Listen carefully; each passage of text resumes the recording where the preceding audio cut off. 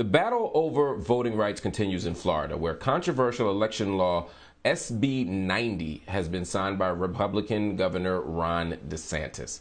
This new law restricts the number of drop boxes, it adds new ID requirements for requesting absentee ballots, and it requires voters to reapply for absentee ballots in each general election. And it increases the no influence zone around polling sites by 50 feet.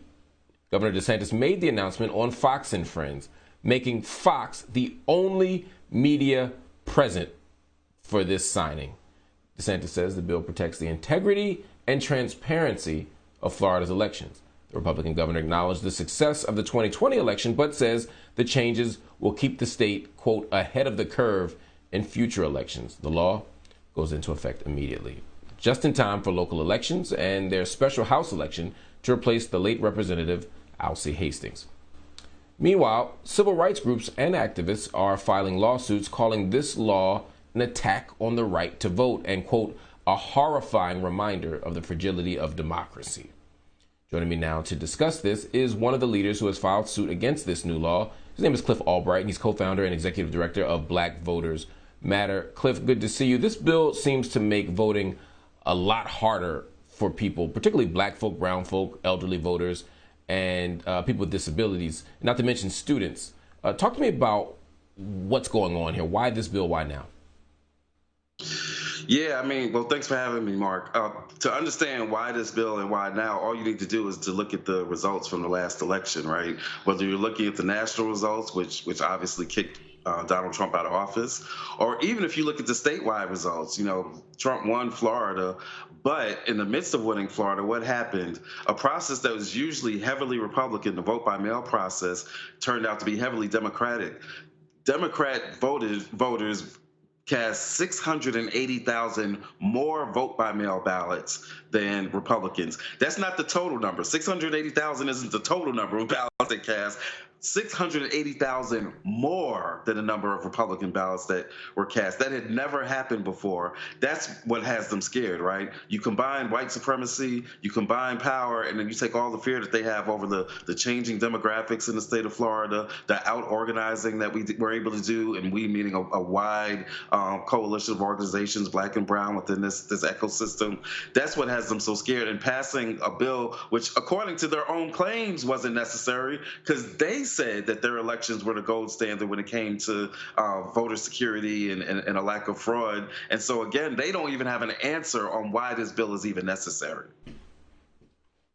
One of the things that they argue when making a case for voter IDs is trying to stop fraud, particularly impersonation fraud. But some of these rules and regulations, some of these changes, I don't even understand the logic behind them. For example, reducing the number of drop boxes. What's the logic behind reducing the number of drop boxes? What are they arguing even? Right. They really don't have an answer. All they can keep saying is election integrity and security, and we need to prevent fraud, as if somehow reducing the number of drop boxes is going to reduce fraud, even if there was fraud, right? But again, it's all when you're basing all of this on the big lie of Trump, the big lie that there was fraud, then it becomes hard for you to even come up with answers. And so many of them, when asked the questions in hearings or by the media, they don't have an answer other than to just keep repeating, oh, this is for election security, election security, election security. But none of this is in any way related to election security. One, because there wasn't any problems, but two, because we know that these provisions that they've created, they serve only one purpose. And when they've been enacted in other places, or even in the state of Florida, reducing drop boxes, moving polling places, or closing polling places, we know who this impacts. ID requirements, stricter ID requirements, because they already had ID requirements. But every time you add these elements, it makes it harder on black, brown, young voters, and low-income voters. We know who this is being targeted at with, as the court once said, with surgical precision. One of the rules is saying that the no influence zone must expand to beyond 50 feet. What's your opposition to that? I get the argument for saying it's not a big, this isn't a problem. But why fight that? What do you lose if you move the no influence zone back 50 feet? Well, it's a couple of things, right? And part of it is the distance, it's the extra distance, but it's also what they're defining as influence. Just like in Georgia, they are defining influence as giving food and water to voters as they wait online. And so what the difficulty is, the hardship that it creates is that you've got, on the one hand, you've got them creating a process that is almost guaranteed to create longer lines, particularly in our community, and simultaneously they are making it illegal for groups like ours and other organizations who routinely, when there are long lines, provide voter comfort and provide food and water, not for the sake of or with the purpose or intent of trying to convince them to vote a certain way, just to help relieve voters that are standing and waiting on long lines. They don't want that to happen.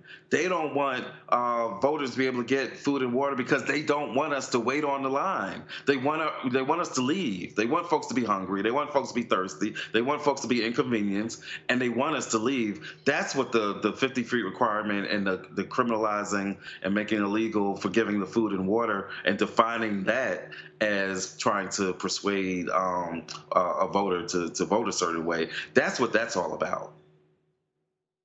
And that's why Black Voters Matter and other organizations have filed this lawsuit, saying that it is doing considerable and measurable harm to already disenfranchised voters. We'll keep you posted. We'll keep you coming back to let us know what's going on. You'll keep us posted, and I'll keep the viewers posted on how this develops.